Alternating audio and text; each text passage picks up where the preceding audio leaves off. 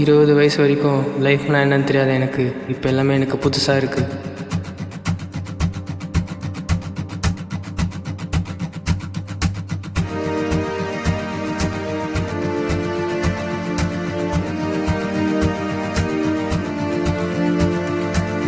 திசைகள் மாறி போகும் நம் வாழ்க்கை வழிகள் தேடி செல்கிறதே.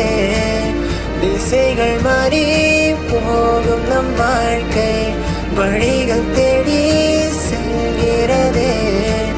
போகும் நம் வாழ்க்கை அந்த தேடுதலில் வேதம் நம் காலப்போக்கில் வேகங்களில்.